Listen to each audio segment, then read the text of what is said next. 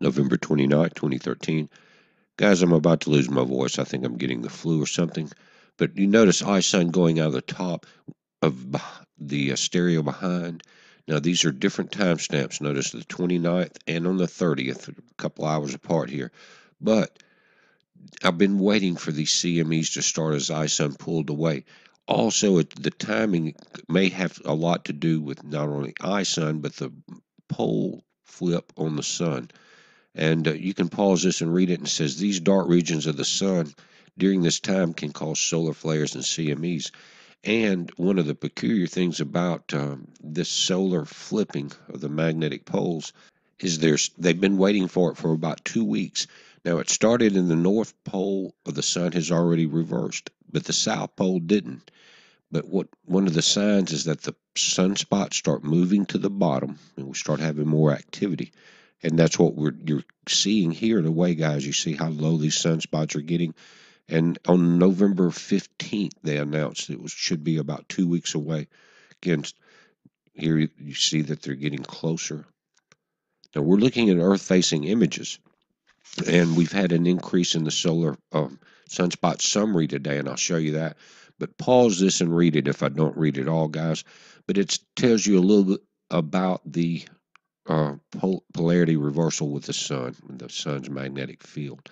Goes on, it talks about that the polarity reversal builds up over time. A sunspot spreads out, causing the sun's magnetic field to migrate from the equator of the star to one of the sun's poles. As this change occurs, magnetic field reduces to zero and then comes back with the opposite polarity. And you can read about that in the magnetic sheet, guys. It's interesting.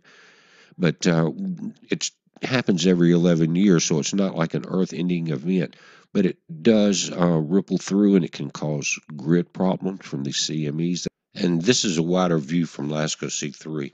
But the images have advanced from this time. The movies are not coming in still on LASCO. You can get them some, but it seems like the whole site's locked up.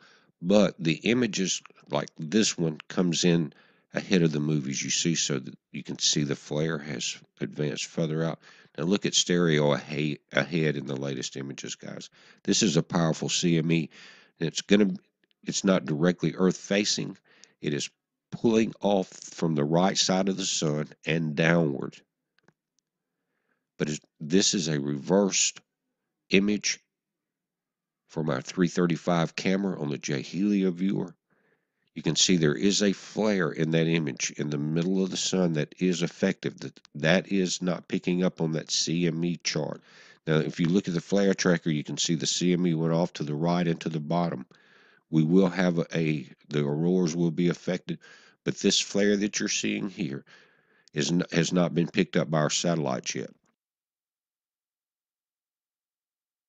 This is getting kind of rough, guys. So if you see a silent video that says no audio, I will type in the information if it's real important and I'm having trouble.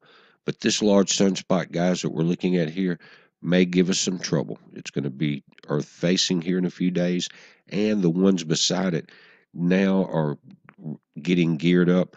What's happened, you see 1910 and 1907 there.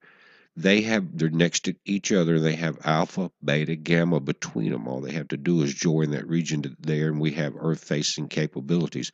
But down in the bottom left, the 1909 is that large area.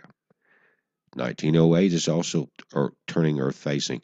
So as ISON peels back, we're going to have to wait and see if that charge builds up. Remember how far ISON was on the 19th, guys, when that X flare peeled off and struck it, and that ISON caused that flare. So you go back that many days and that many miles and you'll see. But we're going to watch it, guys. It's a heads up. Be safe.